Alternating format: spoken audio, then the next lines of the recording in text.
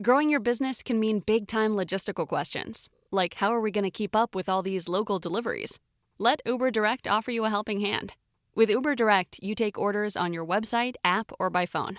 Then drivers who are part of Uber's courier network pick them up from your store and deliver them to your customer's doorstep.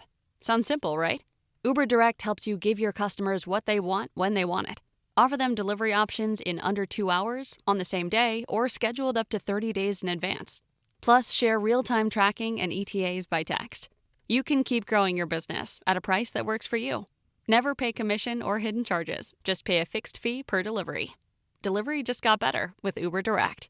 Learn more at uberdirect.com. Every day when you log into ChumbaCasino.com, the ultimate online social casino, you get a free daily bonus. Imagine if you got daily bonuses in other parts of your life. I chose French fries over loaded French fries. I asked Stuart from accounting about his weekend, even though I don't care. I updated my operating system without having to call tech support. Collect your free daily bonus at ChumbaCasino.com now. And live the Chumba life. VGW Group. No purchase necessary. Void where prohibited by law. See terms and conditions. 18+.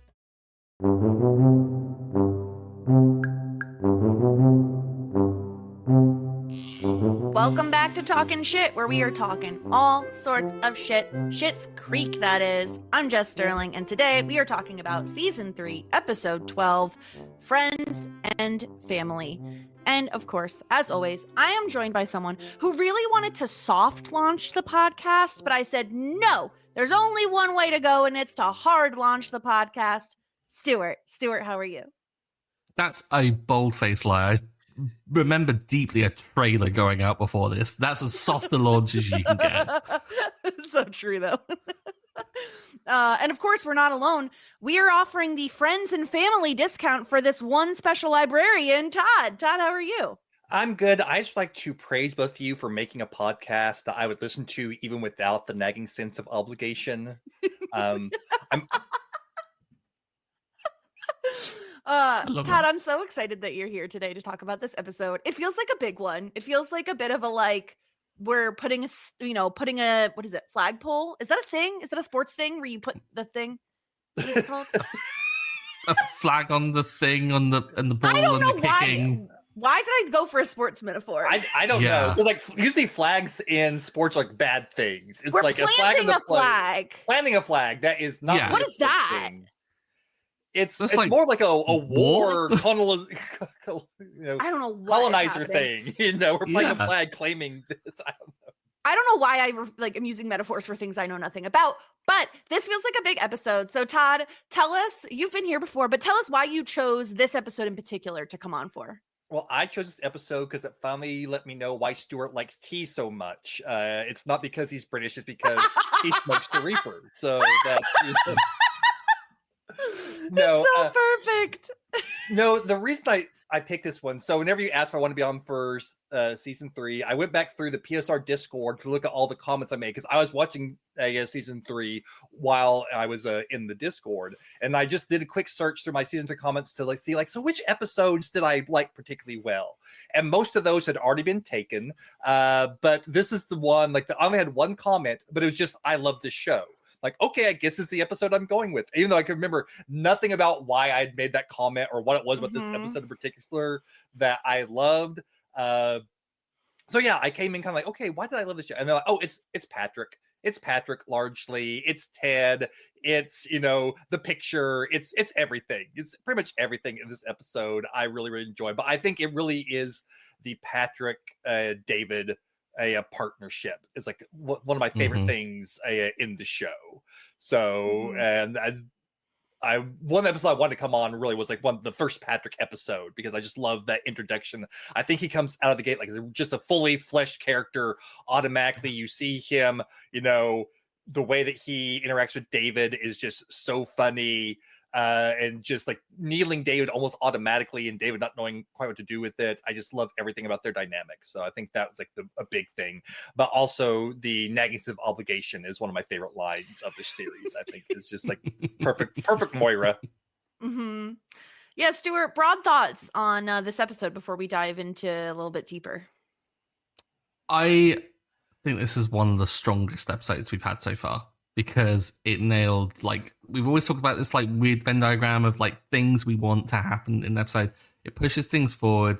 We got good, like, in-depth character kind of like details and progressions, and we also got some really like knee-slapping, like, funny lines out of it.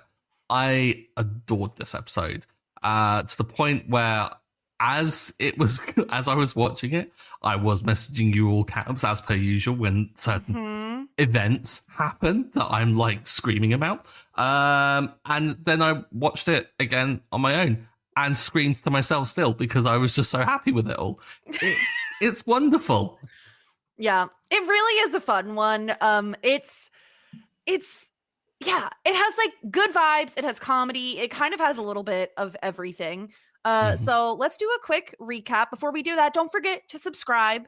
Find us on YouTube. You can see our beautiful, lovely faces. We don't have any wigs to discuss this episode, unfortunately, because Moira just isn't giving us, okay? She's being very greedy, and she should have a nagging sense of obligation to give us more wigs, but she hasn't, so it's fine. Let's get into our recap here. Get ready for a grand opening. Scratch that, a soft opening, or maybe a semi-hard opening. Either way, Rose Apothecary is open for business. David is nervous about opening the store, so he wants to do a friends and family soft launch with 25% off. But when word spreads of this exclusive launch, of course, the entire town and all their friends and family show up. So, I don't know what to say besides. Yay, David! Yay! Meanwhile, when Alexis finds out she's passed her classes, her and Ted share a celebratory kiss. They both are very awkward about it. And by the end of the episode, Ted tells Alexis that he thinks they're better off as friends and coworkers. Oh, he got her some kind of stick pencil, which I don't know that would scream Alexis to me, but maybe it's more of a administrative assistant gift. Either way, Moira surprises Johnny with a massive portrait of the family that was apparently being hoarded by the Van Helsens. And unfortunately, both physically and metaphorically, it no longer fits in their lives. Oh, and Moira paid extra to have her eyes follow you whenever you walk around the room. After seeing their children thriving in the new lives they've created for themselves, the Roses decide to move on from their old life they shared in the portrait. Stuart, what did you think of this truly ridiculously sized portrait? Could have been bigger. Like, I think it could have been double the size, like, maybe. If you're going to get a portrait, go all out.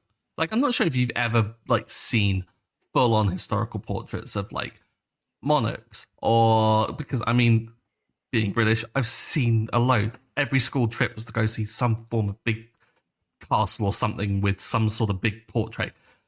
They're humongous. So if you ever get the chance to get a portrait, you may as well go all out and have it be huge. But, I mean, I guess if you can afford a portrait, you're going to have the space to accommodate it. I don't think anyone really anticipates having a giant-ass portrait like that in a tiny little motel room.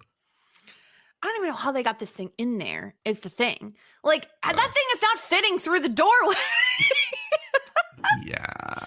I think we give them a little bit of leeway on that, maybe. I think there's like some little kind of, you know, we always talk about how we kind of go a bit too in depth sometimes with this because I don't think a show like this is meant to be recapped and really analyzed as much as we sometimes do. Let's give it a sitcom pass. Let's just ignore the fact that they quite obviously wheeled it around the front of the set through the cameras and Look, Roland was willing to take, increasing amounts of money to help them put it in. So Roland would have gone away. That 40 to 50 to 60 to however long it took him to finally get Johnny to pay him, that was money well spent. Yeah, really Just ridiculous. Just ridiculous. I love this portrait. I love the fact that none of them are smiling in it and that it's not Alexis's body. It's just her head because she wasn't there to sit for it. It is because it's based off of the promo image that they put out for season 1. So it's like, or some season that they did. I've seen it somewhere. It's 100% Annie Murphy's body. But yeah, it's the idea that she has just been substituted in throughout her entire childhood with like them attending someone else's graduation, or at least celebrating someone else's graduation that hers was going to be hosted at. And obviously Moira not knowing her name.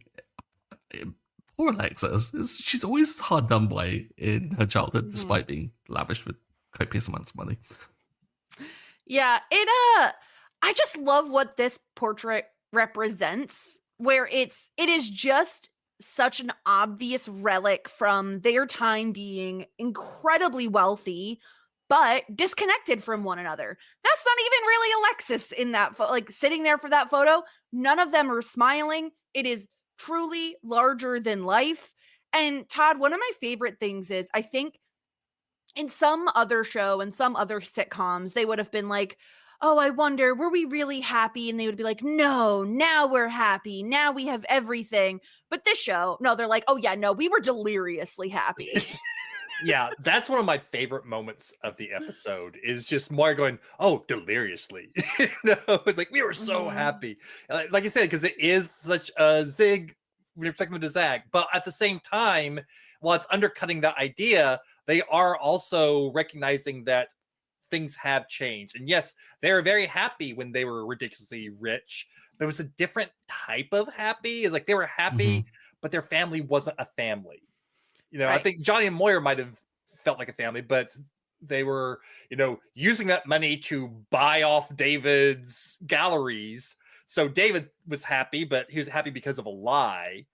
And Alexis was happy, but she was happy because she was gallivanting around the globe, learning how to sneak through borders and do who knows what. Passing a driver's test is difficult in a burqa, David. So they were happy, but they weren't really happy. It's a different. Yeah. They didn't know what they were missing out on.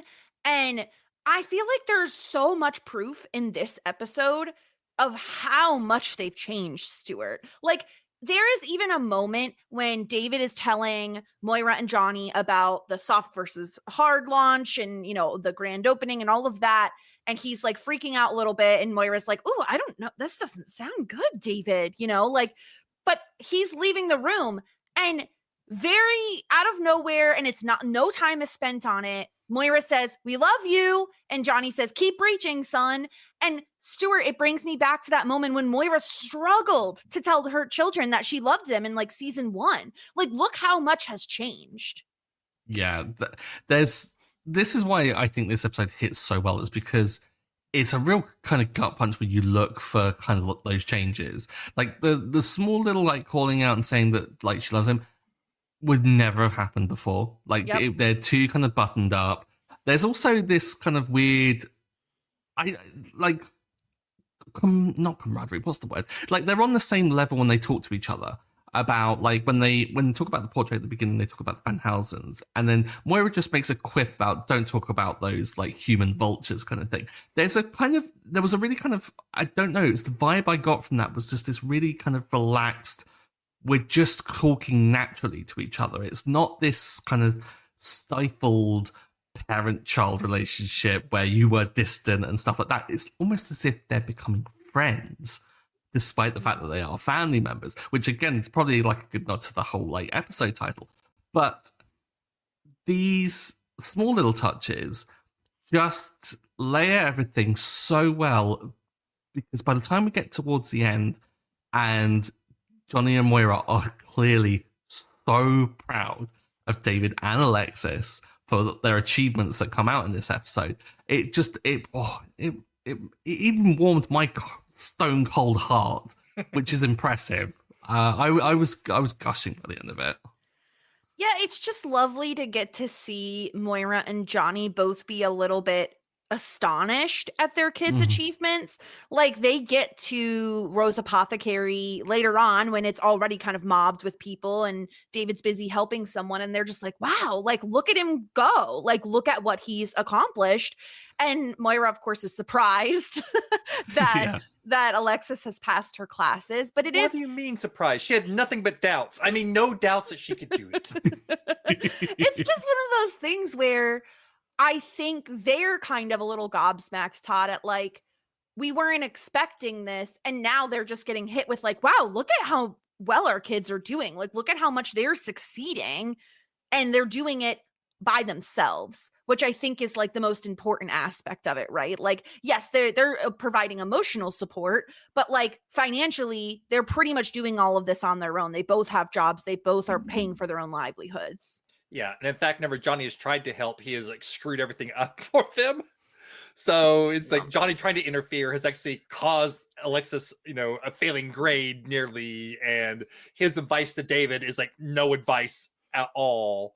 So it's Johnny realizing, oh, hey, yeah, I can. They're not just kids anymore, not helpless. We kind of made them helpless with the amount of money that we threw at them. And now with them being stripped from all of that, and the kids having to finally stand on their own 2 feet, they're thriving.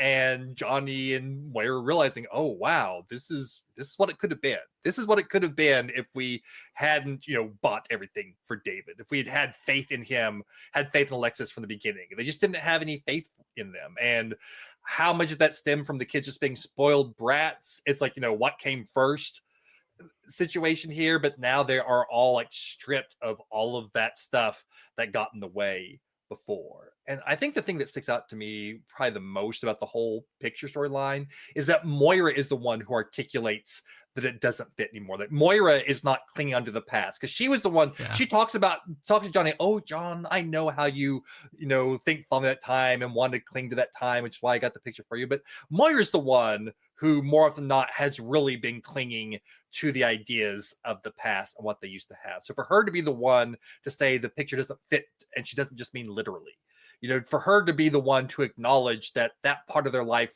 is gone, that they're the same people, but they're not. They have changed. And I think that to me is like the big leap forward in this episode for Moira to be acknowledging and verbalizing this stuff, because Moira, out of all of them, Moira's been the one who's lived in her own little world the most. And I think her not wearing a wig even is like kind of like a good thing in this episode, as she is talking about how they've changed and being more grounded, not focusing on all that stuff. If she was in one of her crazy wigs, I think that statement might not have hit as hard as just a normal hair, open to the world Moira saying it. I think gives that statement a lot more power.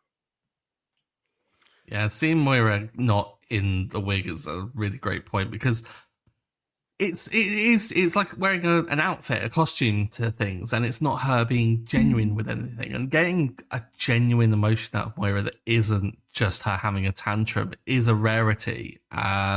Less so as we go along this. I just love it. And to see Moira be the one to impart wisdom is, I think, just really lovely, because it's almost like, I don't know why, I get this weird sense from Moira as if she's this like old sage. It's like she talks gibberish usually, but then she just comes out with these like nuggets now and then of just absolute truth and like good wisdom. I'm wondering if just Moira is magic. I don't know. She's secretly a witch. Yeah, and I totally agree with your sentiment, Todd. And also, if we want like canonically a reason why she's not wearing wigs, there was a lice epidemic. She's getting them all cleaned just in case. That's what we could point at. But yeah, that aspect of this episode is always very heartwarming to me. Like getting to see the parents just be able to like bask in the glow of their children's success is just so lovely. And speaking of, let's talk through the store launch, the store opening. I really felt for David Stewart, because this is difficult, right? Like he's nervous that he just spent all this time and money and energy, and this is where the rubber meets the road. This is where he will find out if he will be successful or not.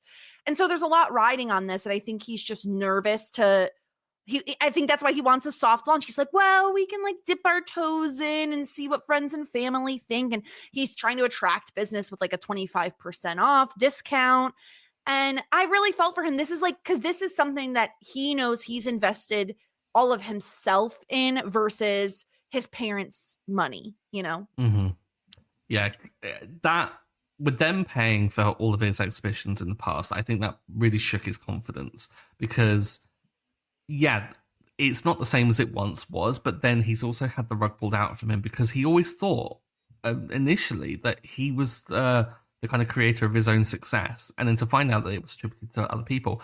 Surely, even if you are assured with what you're doing, if you've got Patrick there kind of like singing your praises, you're still going to have that doubt of what if I was only ever successful because of them paying for it. There's so much unknown. Like, and I think what with David's pessimism that he always exhibits, he's always going to go to that rather than thinking, well, I could have been this success on my own before had they not paid for it, but he'll never know. But so he'll always go to like kind of what the worst is. So to see this come out from him wanting to do a soft launch rather than and like bring in the discounts and stuff like that is so sad in a way, because he should have confidence in what he's doing. Everyone is telling him that it's a good idea. And I think it's funny to see David go through the day and for this soft launch to kind of like spiral a little bit away from what he envisioned it to be, but him to focus on the negatives of that rather than seeing the positives of, holy shit, there's a lot of people coming and a lot of people that are excited to come as well, and they're all going to come and spend money. It's not until the end where he sees it in practice that really kind of clicks. And I've just got to sing the praises of Patrick for it, because if it wasn't for Patrick pushing him and poking him into a direction of appreciating what good he does do, but also pushing him out of his comfort zone into trying things that he's not willing to do, maybe it wouldn't have been as much of a success. I still think it would have been, but I think obviously with Patrick kind of putting the word out, it was more of a success. Growing your business can mean big-time logistical questions, like how are we going to keep up with all these local deliveries? Let Uber Direct offer you a helping hand. With Uber Direct, you take orders on your website, app, or by phone. Then, drivers who are part of Uber's courier network pick them up from your store and deliver them to your customer's doorstep. Sounds simple, right? Delivery just got better with Uber Direct. Learn more at uberdirect.com. How do you feel when you switch to Geico and save on your car insurance? It's like going to work on one Thursday morning and thinking to yourself, just one more day until Friday. But then somebody in the elevator says, Happy Friday! Then you check your phone quickly and discover today is actually Friday. So yes, Happy Friday, random stranger in the elevator. Happy Friday indeed. Yep, switching and saving with Geico feels just like that. Get more with Geico.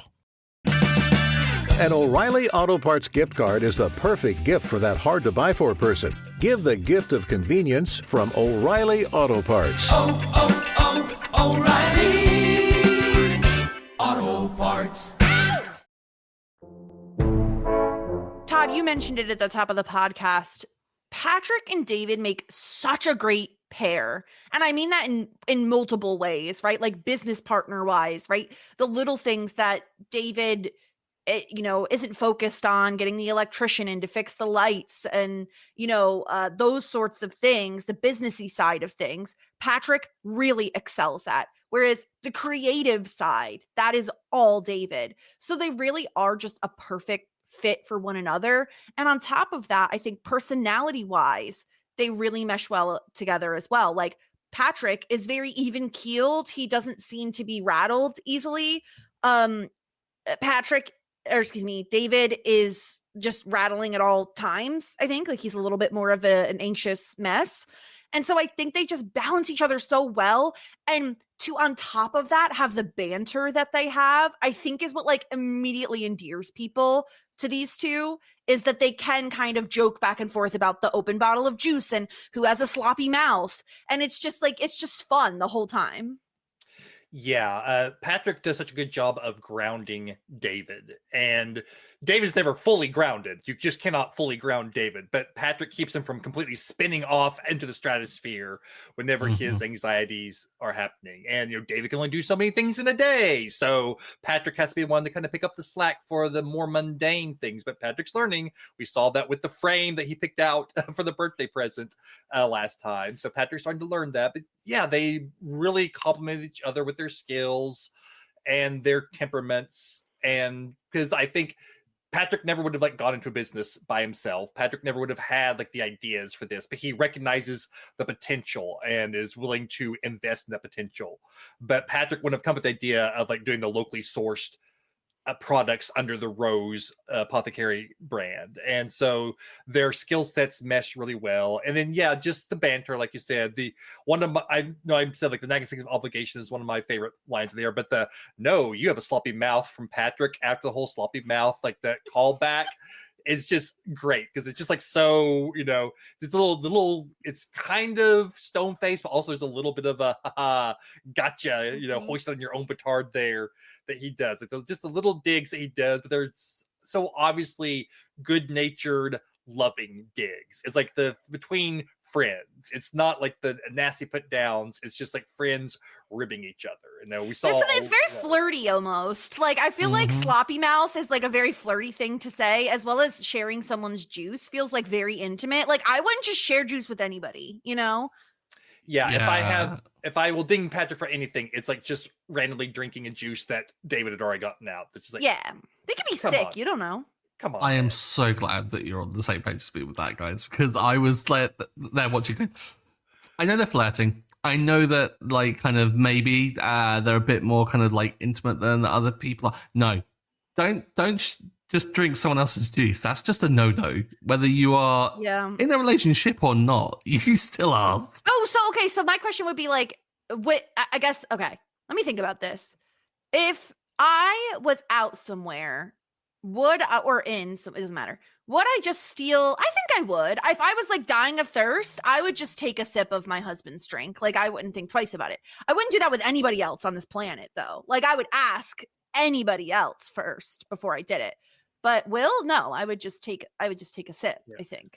Well, that's because you guys already do like adult. You guys already do adult kissing. So we already have sloppy mouths, yeah. So might as well. Yeah, it is gross. My very first boyfriend, I remember his grandmother had a thing, like a very specific nitpick. She was like, "We don't share cups." So like, if I remember, I had a huge faux pas. I like drank out of his cup or something. At her house, and she was like, "We don't share cups," and I was like, "Sorry." And I'm like 17, so I'm like shitting my pants, like I'm terrified. Wow. Yeah. Anyway, yeah. It is very cute though. It is like something very intimate about sharing a juice, but I do love that this like lovely moment of them hugging at the end of the episode after like the success of the opening. And the lights just start flickering. Like that is what breaks it up. That it breaks the tension immediately. And it's like, well, okay, well, we got to get an electrician in here or more YouTube videos. And it's long hug. It was a long hug. But I think it's also nice that Patrick wasn't perfect. Like he like came in, he watched a bunch of YouTube videos to do the lighting, and it worked for a while, but he obviously wasn't perfect at it and was going to like had to get someone in. And I like that because I feel like other sitcoms like, oh, Patrick's the perfect guy most other sitcoms, people are completely super competent or super incompetent. And not like a nice, normal level of like, oh yeah, I watched some videos and I think I got this figured out. And even Patrick was like, yeah, we probably had to call someone in later. I'm not 100% sure I did it all right. But I thought that was a nice touch to ground Patrick as a character, as a more realistic character than just like this perfect guy who's coming in and doing everything, perfectly. I like that you have like the little, he's human. He has, I wouldn't call it a flaw necessarily. Like the drink thing was a flaw, but the light thing was just like, he's not perfect. He, strives and tries, but he wasn't just the immaculate handyman immediately. Yeah, he'd been so unlikable if he had come in and just fixed everything and made it perfect. And I love that there is this kind of equilibrium between them of like, well, he can give that stuff a go and he can be the trier and he can kind of like adapt to things and fix lights based on stuff on YouTube. But David still gets to get on his high horse and be like, well, you didn't do it exactly right, did you? This is why we called the electrician. And there's this kind of good way of them being able to poke each other in the right ways of just like kind of having a bit of banter between each other. Mm-hmm. I will say, I don't know, Stuart, if you noticed, but the frame of with the business license in it It's still that silver frame that Patrick bought. David didn't buy a different one, which I think is notable. Like that David didn't just go out and replace it with like a black frame that would have probably been a bit more of his style. So I do think it's like worth noting that it is there and it is like front and center. Like you see it anytime you're at the register. That's what you're seeing. So I don't know. Kind of nice that he didn't. I think if it was anyone else, I think he would do it. I think he would change up that frame and make an excuse. He'd be like, oh, it doesn't really fit the aesthetic of the store. Like, if it's going to be out on display, then it really should reflect the aesthetic.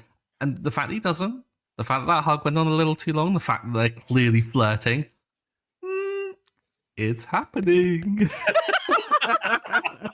Well, speaking of things happening, we have to talk about this Alexis and Ted moment. Stuart, you messaged me when this happened, and I knew exactly what you were referring to. When I don't remember why. Was it just, oh my God? I really can't remember what the heck you even said. I'm trying to scroll back to see if I can find it, because it was just, it was as typically an all caps message. Yeah. Yeah. So tell me your thoughts on this moment, Stuart. Oh, here we go. It was Jessica and in all caps, then Jessica in all caps even bigger, and then a gif of some woman with a megaphone yelling Jessica. And you said, I'm 5 minutes into the episode, something has happened. So there you go. That was your reaction. Yeah, I was quite excited. I don't know, because we've been talking about this for ages, and it happened. Like, it was so natural. They just went, kissed, and it was suitably awkward immediately after. I love how Alexis was like so rocked by it almost that she was like fumbling with the phone, pretending to dial. And the moment he left, she kind of hung it back up and then was like, oh, like. Incredible so good. Physical acting by Annie Murphy. Like truly incredible, especially because to your point, Stuart, I feel like Alexis doesn't get rocked by social situations very often. You know, she's usually pretty composed when it comes to social, navigating social stuff. And so for her to be like that, just completely knocked back by a kiss is pretty interesting. It is, because like, she's the one that tells everyone. It's like, don't care what others think about you, kind of thing. So she's the one that goes there, but she clearly cares what Ted thinks. But Ted's just being a responsible, stupid, annoying boss. Is being like, oh no, we can't do this. Ugh. Stop being boring, Ted. He's not a walking HR violation. We love that. I mean, honestly, for a TV show, that is kind of exciting to have a boss who actually respects those boundaries. Yeah. Considering Todd is on a podcast that routinely has to talk about a teacher-student inappropriate relationship, this is nice to see. Yeah. You can like list almost every other show has at least one relationship where you're just like, yeah, no, the power dynamic there is way off. Somebody shows it or great, but like, yeah, I don't love that the boss and his employee are dating. That's just not great. So to have Ted be like, yeah, no, we probably should, not do this is, good on Ted. Yeah. And I like that. It happens as a result of Alexis finding out she passed her classes, which is so lovely. And the funniest part to me is, again, I don't know if things are different in Canada. They must be, because the passing grades for Canada, I assume, is maybe like 50%. Here in America, most of the time, I don't know every state, but most of the time it's like 65% is what you need to pass. And she got under 65, but still managed to pass, which I appreciate, Todd, that she didn't get like 90s or 100s or anything. It was like, no, she got like the bare minimum and she squeaked on by and she's done. Yeah, but she did do better than the class average, which I also liked, that she was like just barely, just like 2 points up, 2 or 3 points above each of those numbers. But she still wasn't, below average or at average. She like did a little bit better, but it's also, not a brainiac, but she still did what was needed and a little bit more, just barely, but I did like that. And the excitement of like, I was above average and I passed is like just really, really sweet. Yeah, we talk about the quality of this show compared to other sitcoms, and like we said it earlier, and I'll say it again. It's the classy choices they make with these little things, because I think a lesser one would have had her completely ace it or fail it, and it would be this kind of like real, she like scraped by or some extreme. But to have her just be just a smidge better than most in the class shows that not only did she take it seriously, but it's realistic. Jocelyn clearly hasn't like given her a pass or anything like that. Like Jocelyn, when she was even marking it before, when she had the rewrite of the essay that Johnny like edited, she got a C- on her own back for it, or is it a B-? I can't remember. It was something minus, I'm sure, and but it wasn't perfect. And it's these classy choices of just having things grounded in a slight realism, but spinning them a little bit positively, which makes it just all the more believable and all the more so that you want to root for them. But to see a pass as well, like, yeah, did it. It's so exciting, and you could tell like she's excited. Obviously, it kind of like leads to their kiss, and I love the interaction between Ted and Alexis and Moira and Johnny at Rose Apothecary when Ted's like, "Oh, did you tell them?" And she's like, "Oh, Ted and I had this like kind of awkward." He's like, "No, about you passing your classes." It's just so cute, and I really love, Todd, that we get that moment with Ted and Alexis outside after they shop, where he gives her the stick pencil that he's like, it costs way more than I thought it would. I hate when they don't put the prices on it. I'm like, me too, Ted. Same.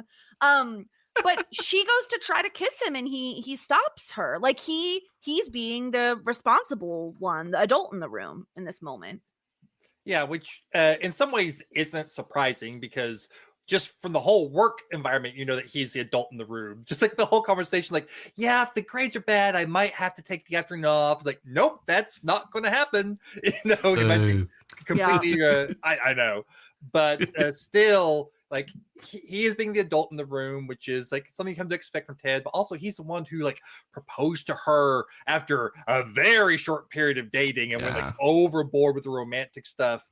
So, you know, it's maybe a little surprising that he's not diving back in at the first opportunity here, but I think he was hurt by it so much that he has like kind of like grown and is like not wanting to expose his heart to that danger again. So he's like, yeah, I can see this is a slippery slope, and we're saying that it's just adult kissing, like whenever your parents kiss their friends, I guess that's a thing that happens. I'm not really.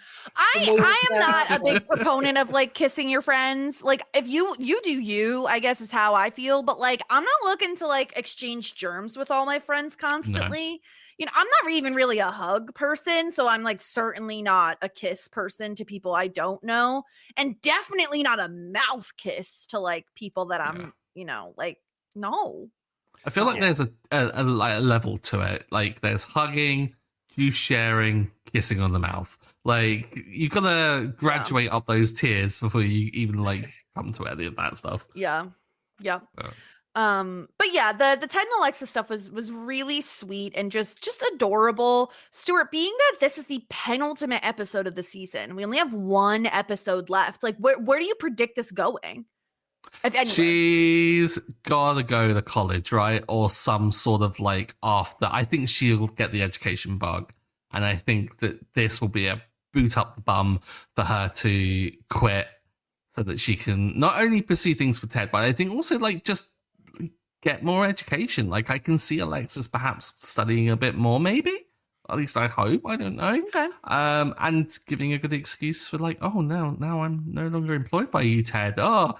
And then for Ted to then maybe, I don't know, turn her down a little bit more and then be like, and then she has to do a bit of chasing for him. And then the equilibrium between them is brought level and then they can get together and it'll be sweet. I don't know. I want to see that happen.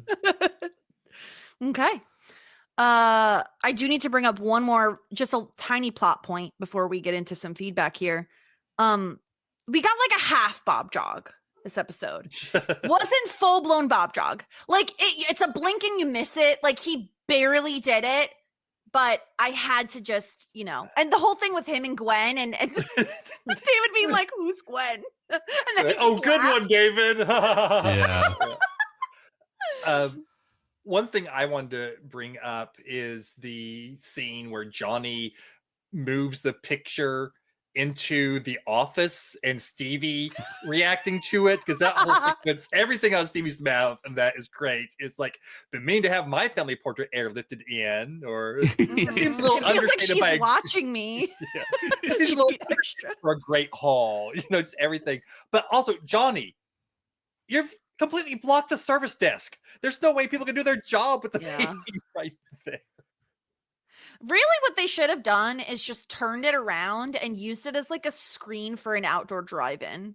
Like, it's so huge. Like, what else are you going to do with this thing? It takes up the entire motel room if you laid it like flat down. Like Moira says, sheets won't even cover it. Yeah. I love that they're trying to like hide it with sheets. Just turn it around, maybe. Like, why too much effort to turn it around? I don't know. Maybe it can cover up those ugly bricks that are in the rooms, because I look at them every time and I'm like, they're stacked. They're not even like proper bricks. Like, how you meant to like alternate them. It gives me anxiety. I'm like, that's bad bricklaying. Call a mason. Anything else either of you want to talk about before we get into the feedback? I wanted to ask about the twig pencil thing. It just feels like something you would buy at these like kitschy little small shops, but like, does anybody actually use like that? Looks uncomfortable to write with. It would be awkward to try to like store it. I just don't understand the purpose of this, and it doesn't feel like it fits Alexis at all. Yeah, Alexis said it looked a little delicate. I'm like, I don't think delicate's the word I would use for that. Yeah. Like cumbersome. Cumbersome is the word I would use for it. Yeah. It's safety, but it is awkward. Difficult, unwieldy, just all the bad descriptors. We've got a thing called National Trust over here, which is like an entity that kind of looks over like historical buildings and like national park kind of type things, and they always have gift shops. That would be in one of those gift shops. I don't see what it's doing in an apothecary that is selling body butter or body milk and all these kind of what seem to be, I don't know quite, I guess because it's not they're also selling the tea. So well, that is true, yeah. Which I love. Was it Roland who says like, "Oh, I loved tea in high school" or something like that? I started drinking tea in high school. Yeah, so funny. But they're also selling like scarves and things like that. It's so it's. I think it's just like local people make stuff and David sells it. So this is like some local housewife has decided to do this arts and crafty thing and is giving it to David to sell. And David's gone, okay, we'll take this little arts and crafty thing and we'll just like upsell the hell out of it so that, Oh, it's just Etsy. Yeah, basically. It's Etsy the store. The brick and mortar store is kind of what we're going for here. I also just want to mention the physical comedy of Alexis and her hanging up the phone, but also there's after they have the conversation about the kiss, and she's like, all right, got to go back to work, echoing what he said earlier, and she's backing out and then backs into when she has her little like T-Rex arms up and she's doing the backing out the entire time. Cracks me up. Just some great physical comedy from Annie Murphy. It's really perfect. Like Annie Murphy is doing work this episode. Like it's incredible. All right, let's get into some feedback here. We heard from Trish, who says it's so pleasing to see David's store doing so well. It seems that there's a market for his curated high-end products after all. He didn't need to be so worried, but I think it was cute that he was. Which I think it just shows like he has an investment in this doing well, the store performing well. Completely. I mean, he's taking it seriously as well, which is great. Yeah. And I can see why he'd be worried because he's trying to sell high-end stuff in Schitt's Creek.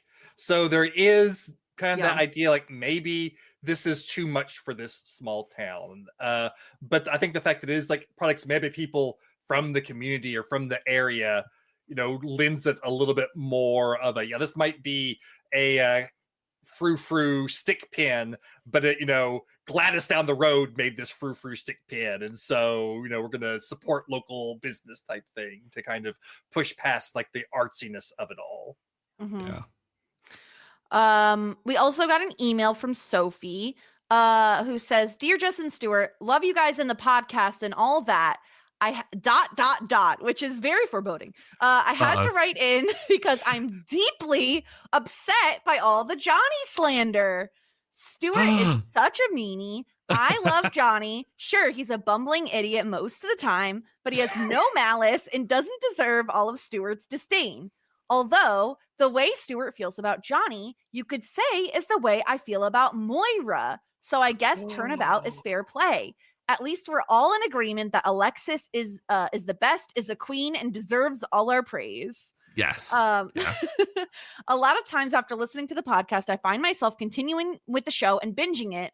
And lately, I find myself giving out simply the best and disgruntled pelican points. Yeah. And I'm also wondering how you guys, but mainly Stewart, will be dishing out points, telling myself there's no way Stewart can give Johnny disgruntled pelican points. And yet he does. Yeah. Buckle in. Yeah, the challenge accepted. Oh gosh. And yet he does. Sad face, mind you. I rarely give Johnny simply the best points, but let's face it, at this point in the show for me, I have to find a way not to give them to Alexis. I'm like, she said something nice. Points for Alexis. On the other hand, I have to find a way to not give them to Roland. He's my de facto disgruntled pelican. I have a personal vendetta against Roland as he's the reason why many friends and family haven't been able to get into the show and past season 1. And that offends and saddens me. They just can't get past how disgusting and offensive he is. Which is fair. Like, I mean, I would hold a grudge against Roland for that reason as well. But Sophie has issued you a challenge, Stewart. You called Johnny's act of giving Moira the rose garden a little selfish. My challenge is for you to name to me a selfless good deed, friend style. Remember Joey's premise, there are no selfless good deeds, as at the very least, you feel good about yourself after doing something nice. And that's why Phoebe being a surrogate for her brother couldn't be considered entirely selfless. So yes, Stewart, can you name a selfless good deed? Sophie's going about getting disgruntled pelican with this. Because I'm totally called out. I can't name a selfless good deed. Yeah. Totally right. Yeah, we are a little bit. I say we. I'm a little bit harsh on Johnny. I haven't done anything. I get roasted on a different podcast for being mean about someone. I'm not taking it on this one. I'm nice to everyone on this podcast. What I will say is there's always scope for me to be meaner, and I will. I'll say, yeah, I would not have said that Stewart was being mean to Johnny and any of the disgruntled pelican stuff, personally. But I also he's harsh. He's a little harsh to Johnny. Maybe a little harsh, but yeah. But also, I guess I tend to agree with Stewart on the Johnny takes. So maybe I'm not the right person to be impartial here, because I would say so I have a very low tolerance for cringe humor at times, and Johnny stuff last episode, everything with him with the couple in the hotel room, I was if that got on any longer, I would have lost it, because it was just so painful to sit through. And I think a lot of Johnny's stuff hits that mark, and so that's why I'm more prone to give Johnny my own disgruntled pelican points, because he does lean to that cringe stuff, and he means well, but he fumbles it, and so a lot, right? He fumbles a lot, and I think that's the tricky thing. And I think one thing with the disgruntled pelicans, we don't always have Roland in every episode, so sometimes it's not always obvious who it should be. And in fact, in this episode, I'll argue it's very difficult to come up with a character who has earned a negative point, because that's essentially what these are, is disgruntled pelican point. You're getting a minus from whatever your score is, and so sometimes it's hard, and Johnny ends up falling into that category because maybe he's the one who fumbled a bit. But actually, speaking of feedback about Johnny, my husband commented on our YouTube channel last week and said justice for Johnny. And I knew he would be upset because he loves Johnny. So there are Johnny people out there. Like there really are. And I think like Johnny is the kind of character who's never going to be my favorite. And I don't mean that as like a slight against Johnny. I am the person who loves the like out there extra characters like David, like Moira. Johnny is your like steady Eddie. And I think that's why people like my husband and maybe Sophie like him, is he is that kind of reliable dad character. And it also probably is helped by he's played by Eugene Levy. Like not everyone could be as charming as Eugene Levy is in this role. No, if it was anyone else playing it, it would be, I think, justified disgruntled pelican a lot of times, because the delivery just wouldn't be there. I think I default to Johnny a lot because it's the symptom of him being the straight guy in the comedy duos. There's always someone more eccentric that he's playing off of, which is why I think the pairing with Stevie works so well, because Stevie is that straight guy in the comedy duo all the time. Like she's the one that is the kind of like hard wall that David is kind of bouncing up against with all these stupid kind of ideas and things. So for Johnny to have that, and for Johnny to then be allowed to have these kind of more absurd kind of moments, like the portrait is ridiculous when you think about it. Like it maybe makes sense in the kind of lore of Schitt's Creek, what with what they've been through, like their history of these like kind of multi-millionaires. Of course they would have a portrait like this. But when you look at it, it's a big portrait of them. It's ridiculous and it is absurd. But I think we kind of, because we're in the world now and this doesn't seem that absurd, it kind of lowers that absurdity level a little bit. So, but it's nice for Johnny to be able to have that kind of like role now, which I do like. Maybe I should stop giving it to him as default. Well, we'll talk about it because we're going to have to give out some points this episode. I was going to say, because this episode is tough. No, I'm really struggling. I have a pitch. I have a pitch once we get there. I have a pitch for someone too. So. Okay, great. Oh, so, fantastic. Let me finish Sophie's email. She concluded with, in all seriousness, though, I love the podcast and your banter. Really looking forward to the end of season 3 and season 4, which is my favorite. Warmest regards and best wishes, Sophie. So thank you so much, wonderful. Sophie. We're not giving you a disgruntled pelican point. If Stuart ever tried to do that, I'd give you a simply the best point and it would even out, so it's fine. I wouldn't dare. I'd say it's all in jest. Okay, let's get to our ratings. Speaking of, so we have our simply the best and disgruntled pelican point. Let's start with simply the best. Todd, who was simply the best for you this episode? This was a super hard episode to come up with choices for both categories because so many people are great in this episode and there aren't very many people who aren't great in this episode. I think I was struggling the most. I was going back and forth between Patrick and David. I think like my two top ones. Patrick is because I love Patrick as a character, and I think this episode shows, why he's such a great character, but he's just not in it a ton, and a lot of it is just David. And I think just for David, he was spiraling a little bit, but he pulled through and he stuck to his guns about what he wanted, and in the end, he could see the positive of like the rush, and just David getting a win, I think earns him my simply the best point for this episode. Yeah, I think that's a great point. Stuart, what about you? Two really good contenders there. I mean, of course, Alexis did say some positive things, so of course she's in the running because she is queen, as discussed. But no, I kind of look at it to Moira. I kind of I look at the fact that she gave Johnny a very sweet gift at the beginning. Like she'd almost like, she almost gave up she became quite humble in accepting the portrait and having to deal with those human vultures to kind of get it and to give it to Johnny, recognizing that he would probably appreciate it despite it being massive, despite it being ridiculous. And then at the end, when Johnny tries to come up with a solution where it just gives some good wisdom and truth. So I want to give it to Moira for that. I think that she had a good episode. Okay, one for Moira and one for David. Yeah, I agree. Like there's so many contenders that it's difficult. For me, I was battling between David and Alexis. I think David is hard. He's launching his store, something that he has put so much time and energy and heart and money into, and it is terrifying for him because of the false assumption that he had that his art gallery was doing well back in New York, and it turns out his parents were like funding the entire thing under, without him knowing. And so that's a lot for David to have to go through, and he obviously is very successful this episode. And Alexis, like, she did graduate, and that is like no small feat, especially that many years removed from high school.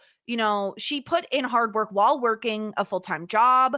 Like, there's a lot going on with Alexis. I also, like, part of me is like, do I give it to Alexis also in part because Annie Murphy just has like the best physical comedy this episode. She cracks me up. I also love her little braid that she has when she goes shopping with Ted at Rose Apothecary. I really struggled with who to give this point to. Ultimately, I think I am going to give it to David, but it's marginally, I think they both could potentially be in the running there, but ultimately I think like the success David has with the store, especially knowing his history with the art gallery, it tipped it in his favor. So I am going to give David my point. I want to jump in just before we go on to the Disgruntled Pelican. That's a really great point about the whole risk element with David's thing as well, because that money from the Blast Barn, that's not money that he's likely to get again. And that was really kind of fluky money that he came into. I well earned from what he did, but it was a very fluky situation to get into. And to take that being your first real success in this whole thing and to invest it in yourself is a huge kind of undertaking and a leap of faith in your own kind of abilities. I just want to shout that out a bit because I think that's a really good point to make. Okay. Todd, I want to hear from you. What is your pitch on the Disgruntled Pelican for this week? Because it's a tough one. Yeah. Well, Johnny blocked off the hotel desk. No, I'm joking. How dare you? No, he did. Yeah.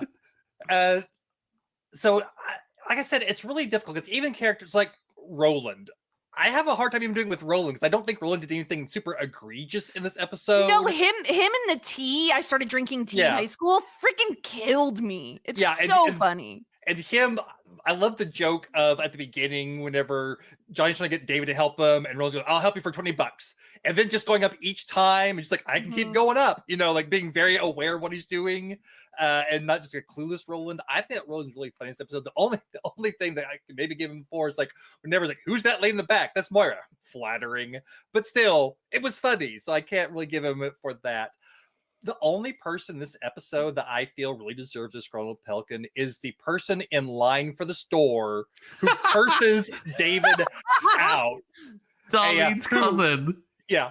I am a headcanon. That's part of Twyla's family. I am headcanon that is part of Twyla's family there that we always hear stories about. But yeah, that customer, the disgruntled customer in line is. What did she say? Who the F are you? Is that what she said? Yeah. I love it. But yeah, really, so I have a hard time for anyone Well, else. let me give you my pitch because actually mine was different. I did think of that, Todd. I did think about the lady who cusses out David in line. My other option was the Van Helsings for stealing the Rose family portrait. Why? Like, Moira calls them vultures, but like, why would you want a massive portrait of someone else's family? It makes no sense, and it's such a weird thing to steal. I think I'd be more in line with that if we'd actually gotten to see them in the episode. That's the problem that I had too. Yeah.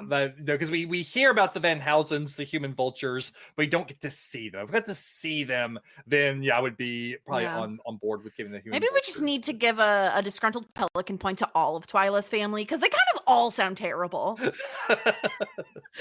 Every last one of them. What about you, Stuart? Where were you thinking of going with this?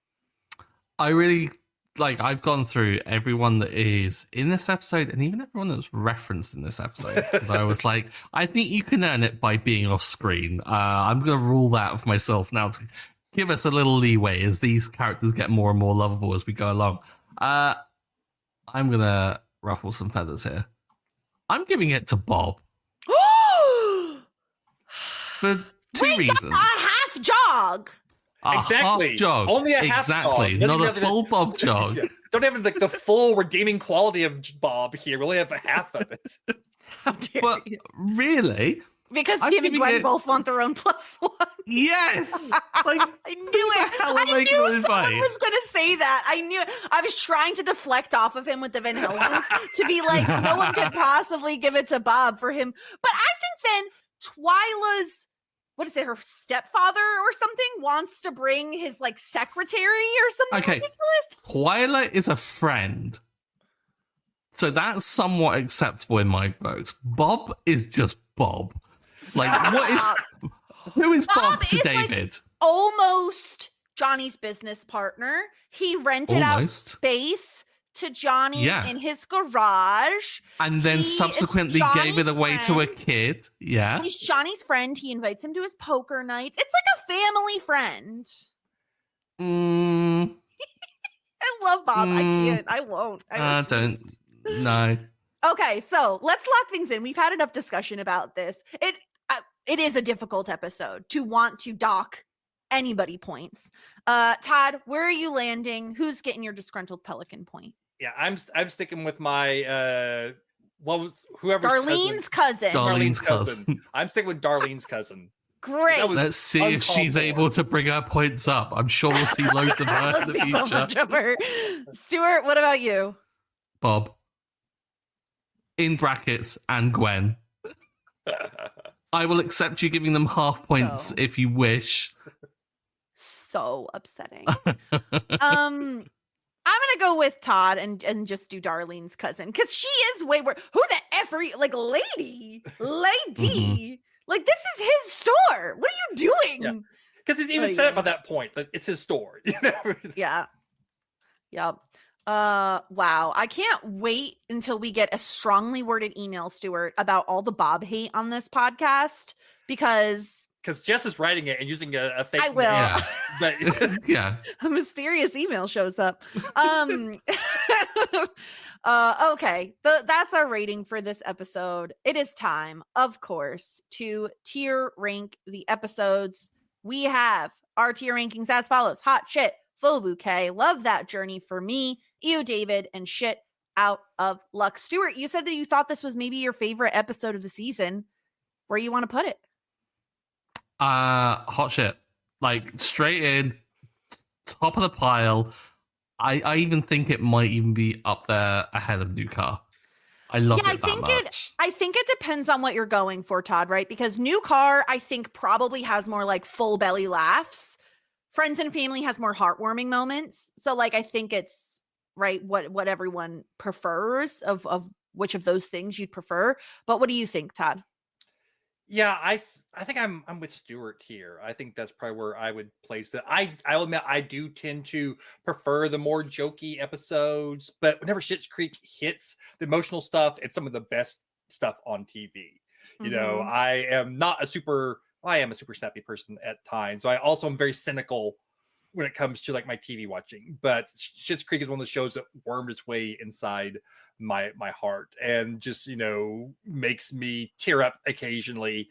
And yeah, I think this episode does a really good job of giving all of the Roses a win in one way or another, even if it's just like basking in pride at their children, but something that and realizing, you know, a lesson about their own life and moving forward from, you know, not clinging on to the past. I think that it's just all done really well and put together really well. Again, this is an episode where we had to struggle to find someone to shout out as a disgruntled pelican. And I think that kind of shows like the strength of the storytelling of the episode and the emotional beats of the episode. Yeah, all three storylines were incredible this episode. I can't remember, like, obviously I remember the New Car, like Moira and Johnny going to the dealership and that being absolutely hysterical. I don't really recall a lot of the other storylines going on in that episode. And I just think because this has heartwarming bits and really funny bits, I do think it probably belongs at the top of the heap here in Hot Shit. Yeah. So, I mean, but if we did want a reminder for what happened in New Car, I mean, I'm just going to say. Excited beyond compare. Yes, especially with this being our first ever purchase of an automobile. Moby. Oh my God. Or £1,000, love. Oh God. Oh God. 6,000 quid, love. Incredible. No, I think deservedly so. This is going to be at the top of the heap. The question is though, will it stay there? Because coming up on the season 3 finale next week. Stuart, are you ready to hear the title of the season 3 I am finale? indeed. Okay. It is called Grad Night. We're getting a party. We're getting a party. Ted and Alexa's going to quit, and her and Ted are going to hook up. I predict it. So that will be next week. I mean, I don't think it's like going to be surprising to hear that. Like, I mean, listen, I've said this on like every podcast I'm on. I love a premiere and I love a finale, and like Schitt's Creek finales are incredible. So I'm so excited to talk about next week's episode next week. It's going to be so much fun. It's Grad Night, baby. This one is really great too. Obviously, like it's the top of the pile, but I'm going to be interested to see if it retains its position after next week's episode, considering it's a finale and finales are big. They're events, you know? Yeah, I will say the finale was like my number one pick of an episode to be on for, but someone to beat to the punch. So, yeah. So Grad Night next week. Very excited. Thank you so much, Todd, for coming on and chatting with us and debating out with us who deserved that disgruntled pelican. Because coming into this podcast, I was like, I truly have no idea who I'm going to do this to. Like, no one deserves this episode. Everyone's great. I love them all. Yeah, well, thank y'all for having me on. It's always a pleasure to come on and talk some shit. So happy to be here. Where else can people find you, Todd? I know you have a ton going on over at Whirlwind Podcasts. Yeah, she can find me over on Whirlwind Podcasts and a few different things. Over on One Indescribable Podcast, Adam, Lindy, and I are going through the Apple TV series Schmigadoon, but we're not just watching Schmigadoon. We're also watching the musicals that inspired Schmigadoon. So we'll watch episodes of Schmigadoon and pair it with a musical that was like an inspiration for either a story or songs or both. So far, we've watched Oklahoma, Carousel, Sound of Music, Guys and Dolls, Brigadoon. This next week, we'll be watching The Music Man as we are nearing the end of season 1 of Schmigadoon. So that's been Andy has not, so getting to see where we all fall in these kind of golden age of musicals, which some of them don't necessarily hold up really well, but still have some amazing music in them. That's been fun. We also are doing Previous Little Liars, where I lead Adam, Lindy, and our friend Marissa through the show Pretty Little Liars, but we only watch the previously ons, and I'm the only one who's actually seen Pretty Little Liars, and I just get to sit there and try to keep a straight face as they make some of the most insane predictions about what's happening and why things are happening. Poison glasses is still my favorite theory that Adam had about how a character got blinded, is that they poisoned her glasses somehow. So that's always a lot of chaotic fun. And then I also do a podcast called Tuning In with Tommy, where we talk about cartoons. We're on a little bit of a hiatus right now, but I am dropping parody songs every 2 weeks of old cartoon theme songs in the meantime. And then we'll pick up again in January with a slightly revised format from what we've done in the past. And we'll be having an announcement about that coming soon. Incredible. Stuart, anything else you want to tell people about or where they can find you? Anything like that? No, nothing going on.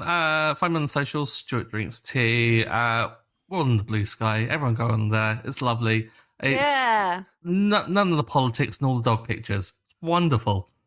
You can find me at the Just Sterling on the aforementioned Blue Ski. And go find Shit 90 Shows Taught Me now on YouTube. We've launched a YouTube channel over there as well. So go check that out. Sarah and I launched it. We premiered it with a presentation via slides, Google Slides, where I told her all about the truly unhinged movie North. You're welcome. Thank you, Todd. Todd recommended it. It is unhinged, and there's like so many famous people in it. So go check out the presentation. Even if you don't watch the movie, honestly, you kind of don't need to. Be Sarah. Just enjoy the show. So go check that out. And next week, we'll be back with season 3, episode 13, aka the season 3 finale, Grad Night. So until then, everyone, warmest regards. And best wishes.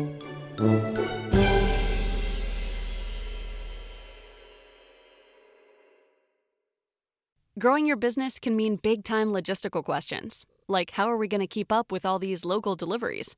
Let Uber Direct offer you a helping hand. With Uber Direct, you take orders on your website, app, or by phone. Then drivers who are part of Uber's courier network pick them up from your store and deliver them to your customer's doorstep. Sounds simple, right? Uber Direct helps you give your customers what they want when they want it.